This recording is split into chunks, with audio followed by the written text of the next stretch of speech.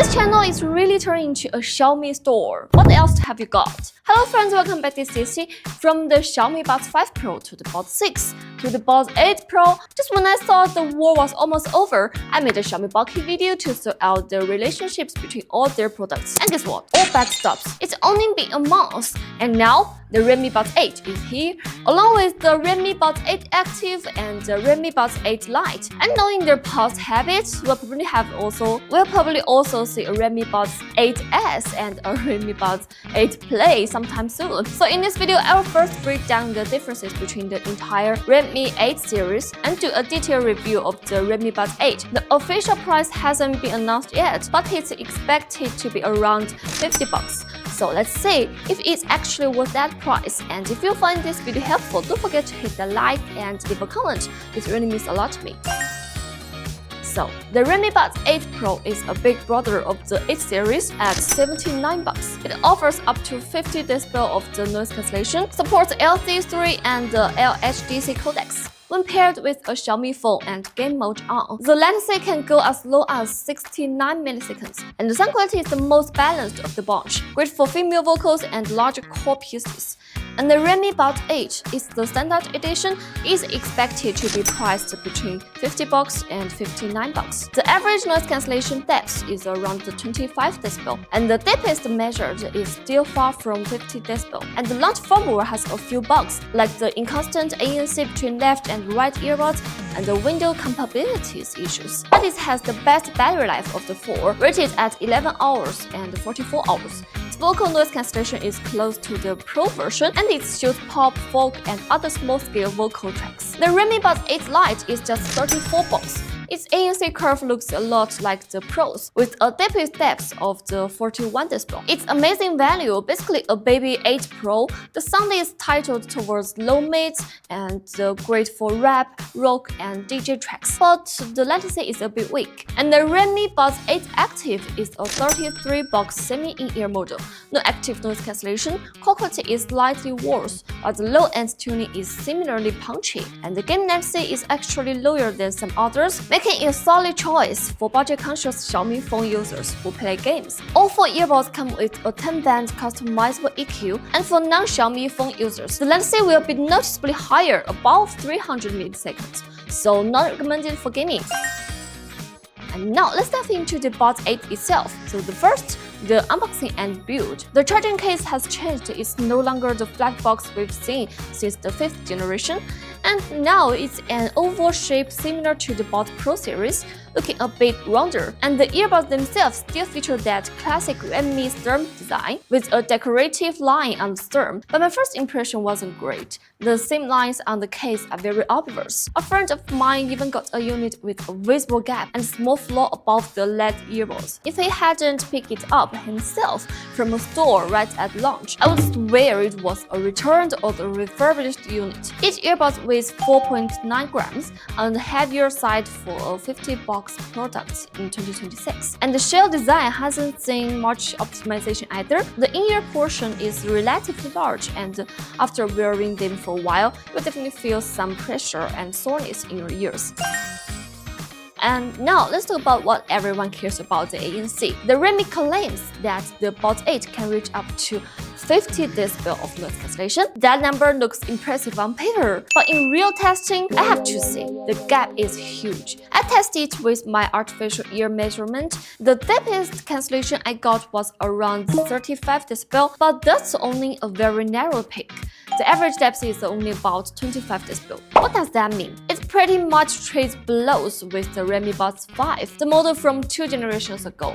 So no real improvements. And nowadays, the average performance of ANC earbuds in this price range has been pushed way higher by brands like the Oppo, the Huawei, the Toto, and the Soundcore. And the Buds 8's noise cancellation is, let's just say, nothing to write home about. And looking at the specific frequencies, it does a decent job on very low frequency continuous noise like the subways and the airplane engines, but the depth is limited. hollow sounds like the air conditioners or the fans aren't reduced much. So in the mid-range, the cancellation depth fluctuates a lot. You might get about 20% reduction of surrounding voice. You can tell it's doing something, but it's far from blocking them out. And the highs are actually the only area worth praising. It presses sharp voices and tapping sounds pretty well, with the cancellation bandwidth extending to around 3 kHz and no reverse boosting. And I think that's because I pushed very hard. On the actual subwoofer ride, it cuts about maybe 85% of the present low-frequency rumble, but station announcement and the nearby conversations are still very clear. Put it next to a class leader in the same price range, say the Oppo Enco Air5 Pro that we just tested, and the Buds 8's mid to low-frequency ANC gets absolutely blown out of the water. The difference is visible to the naked eye. And if the ANC is barely pulsing, then the transparency mode is a disaster. Looking at the measured transparency curve, the Buds 8 shows huge SPL fluctuations in the low and mid frequencies. It seems like the engineers try to focus their processing power around the mid-range to match the target curve, but the overall result is still terrible. And worse, around 2.5 kHz, the transparency curve just rolls off and drops. That means a chunk of environmental voices and high-frequency information gets directly attenuated. And in real use, yes, the external sounds get amplified, but the sound is incredibly unnatural. It's like sticking your ear into a plastic cup, muffled lows, hollow mids, and harsh highs. One sentence summary: using this transparency mode is no different from using a cheap hearing aid. It's a kind of feature that actually makes things worse.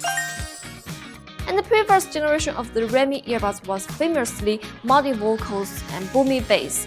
This generation's Buds 8 actually make progress in sound, and that's one of the few genuine positive things I can see. It's not great, but at least the tuning is much more normal now. So first, you will notice that when you toggle the ANC on and off, the mid and the low frequencies still shift a bit. With ANC off, the Buds 8 has about 8 to 10 dB of gain, from 20 Hz to 200 Hz. That boosts bass quantity and punch, but also make it prone to a boomy feel. The bass hits wide, but the texture is soft and sluggish.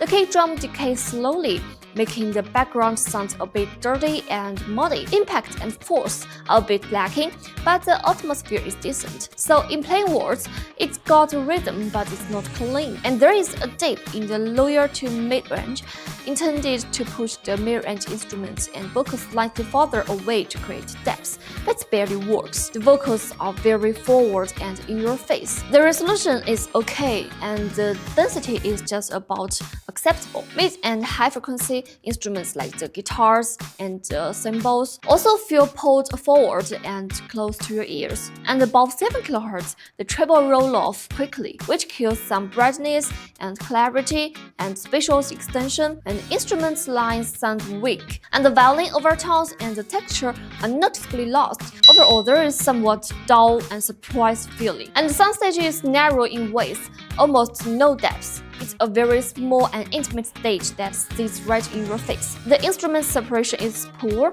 and when multiple instruments play together, they tend to blur into each other. So in short, the Buds 8 is a pop or vocal-focused earbud with strong low to mid presence and slightly roll-off trebles. Luckily, the earbuds come with a few built-in EQ modes. The balance mode is good for pop and vocals. No boomy bass and vocals stand out, and I think it's most users' default choices. And the bass boost mode adds too much low end, causing reverb and muddying the sound, with noticeably darker and stream brightness, the recommended. And the vocal mode slightly cuts the basses, improves the separation, and makes the strings brighter.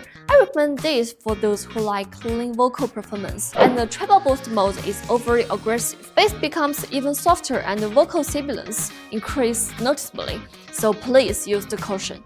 And overall, compared to the previous generations, the Buds 8 has indeed moved away from that muddy and boomy stereotype, but the fundamental issue is the bass texture, the soundstage, the separation still remain. So in the $50 category, its sound quality is just average at best, not terrible, not amazing. I'd give it a 6 out of 10. The improvement is commendable, but there are definitely better options at this price. The Russia Ceramics Ultra we've just mentioned, and the Oppo Enco Air5 Pro, or even the Total NC20 we tested before.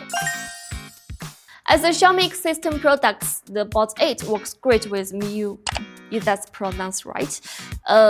Connection speed and stability are solid, popping up pairing and seamless device switching, and the Xiaomi AI voice assistant all works as expected. But beyond that, there are no standout exclusive features, no advanced codecs like the Air5, no multi-point connection, no spatial audio, and nothing for non-Xiaomi phone users. The experience takes a hit. No pop-up window, you will need to download the app. Basic functions still works, but it's not as smooth. So final summary, the Redmi Buds 8 does have some positives. The tuning is heavier than the previous generations, vocals cut through well, and high-frequency noise cancellation is decent, and the Xiaomi ecosystem integration is smooth, but the downsides are hard to ignore. Average ANC depth of only 25 dB, and even the depth measured value is far from the claimed 50 dB. It barely beats the 2-year-old Buds 5, and the transparency mode is practically useless, and the comfort is mediocre, and the build quality has noticeably fallen. Overall, the Redmi Buds 8 isn't a terrible product. If you already bought it, you won't hate it. But if you're the kind of person who watches review videos and compare products across the brands, then the Buds 8 faces stronger competition in those important areas. The ANC depth, the transparency mode, and the sound quality, you name it. Even if you're a Xiaomi phone user, I think there are better options at the same price, like spending a bit more on the Redmi Buds 8 Pro or waiting for the sale on previous generation flagships. I really hope the next generation puts real effort into the noise cancellation and the transparency mode. Just not too bad, instead of just patching things up on the same old legacy design. Alright, that's it for today's video. Thank you so much for sticking with me. Hope this video brings you some help. See you next time. Goodbye, Jessie.